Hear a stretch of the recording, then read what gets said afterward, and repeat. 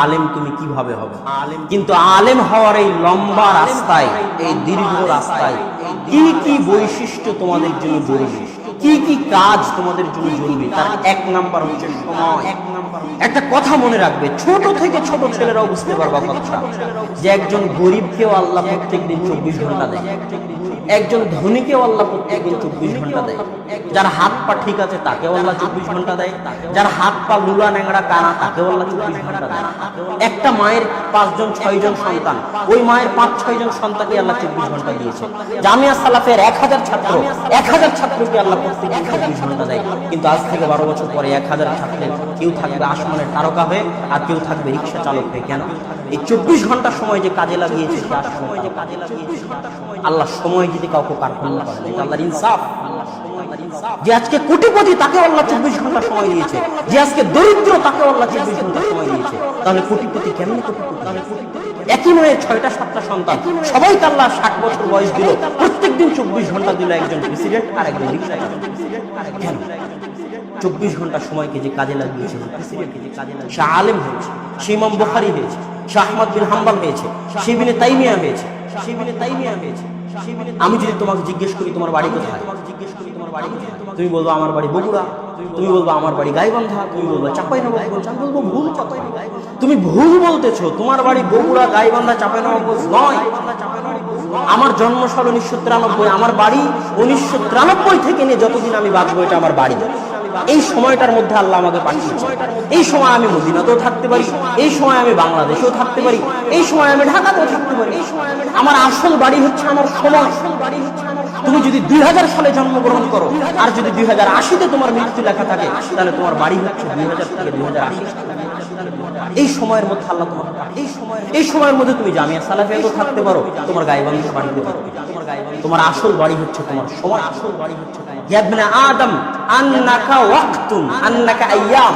হে আদম সন্তান, তুমি হচ্ছে সময়, তোমার জীবন হচ্ছে সময়, তোমার জীবনের অপর নাম হচ্ছে সময়, তোমার থাকার বাড়ি হচ্ছে সময়, সবকিছু সময়। যে সময়কে কাজে লাগাবে সে একদিন বড় কাজে লাগাবে, আর যে সময়কে কাজে লাগাবে না সে বড় হতে পারবে না। আন্নাল ওয়াক্তা সাইফুন, সময় হচ্ছে তরবারির মতো।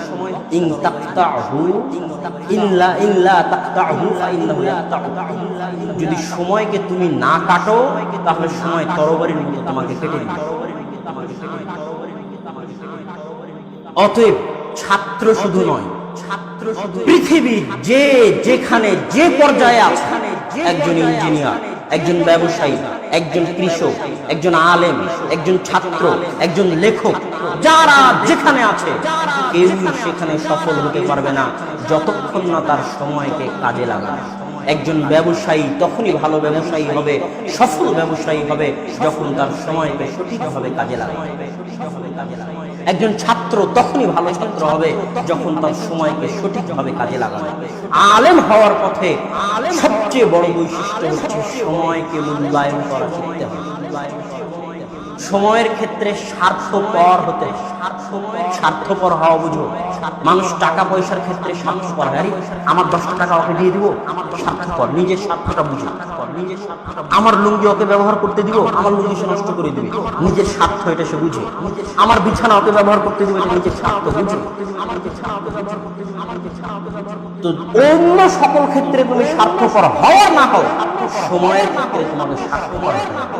আরে আমার সময় ওর সাথে ঘুরতে যাবো, আমার সময় ওর সাথে ঘুরতে গিয়ে ব্যয় করবো না ঘুরতে গিয়ে ব্যয় করবো। আর স্বার্থপর হলে খারাপ ব্যবহার করতে হবে। তোমাকে ডাকলো চল বন্ধু একটু ঘুরে আসি, তখন বলতে হবে না আমার সময় নাই।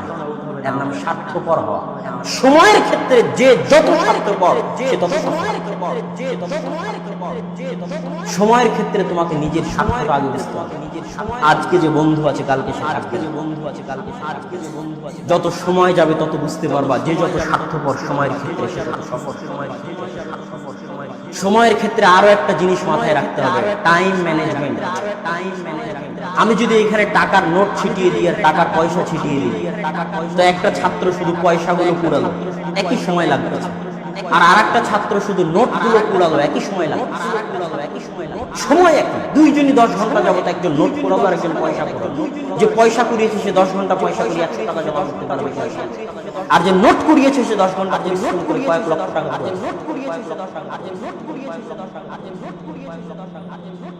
একজন কাঠুরিয়া মাঠে জঙ্গলে কাঠ কাটতে গেল, দুইজনই 2 ঘন্টা যাবত কাঠ কাটতে, একজন আরেকজনের চেয়ে বেশি কাঠ কেটেছে, অথচ 2 ঘন্টা দুইজনই একজনের কুড়ালে ধার ছিল আর একজনের কুড়ালে ধার ছিল। টাইম ম্যানেজমেন্ট শিখতে হবে। তুমি কি কুড়াবা, কি নিবা, কি সংগ্রহ করবা, এটা তোমাকে জানতে হবে। সবচেয়ে যেটা বেশি যোগ্য, সবচেয়ে যেটা বেশি ভালো, সবচেয়ে যেটা বেশি প্রয়োজনীয় সেটা নিতে হবে। এই পৃথিবী হচ্ছে প্রতিযোগিতার জায়গা, বিশেষ করে বাংলাদেশের মতো দেশ হচ্ছে প্রতিযোগিতার জায়গা। তুমি যদি সামনে না বাড়ো তাহলে পিছনে যে আছে সে তোমাকে পা দিয়ে পিছিয়ে সামনে চলে যাবে। প্রত্যেক সেকেন্ডে প্রতিযোগিতা হচ্ছে একজনের সাথে আরেকজন, যে যার সময় যত কাজে লাগাচ্ছে সে আরেকজনকে পিছনে ফেলে তত আগে চলে যাচ্ছে, আর যে যার সময় যত নষ্ট করতেছে সে আরেকজনের থেকে তত পিছিয়ে পড়ে যাচ্ছে। এই জন্য সালাফে সালেহিন সময়কে খুব মূল্যায়ন করতেন। শাইখুল ইসলাম ইবনে তাইমিয়া রাহিমাহুল্লাহ যখন বাথরুমে যেতেন, তার জীবনীতে লেখা আছে, তখন বাইরে তার পৌত্র বা তার ছাত্রকে দাঁড় করিয়ে দিয়ে বলতেন, তুমি বইটা জোরে জোরে পড়ো যেন আমি বাথরুমে বসে ওই বইয়ের পড়া শুনতে পাই। ইমাম নববী রাহিমাহুল্লাহ দিনে শুধু একবার খেতেন, অল্প, কেন?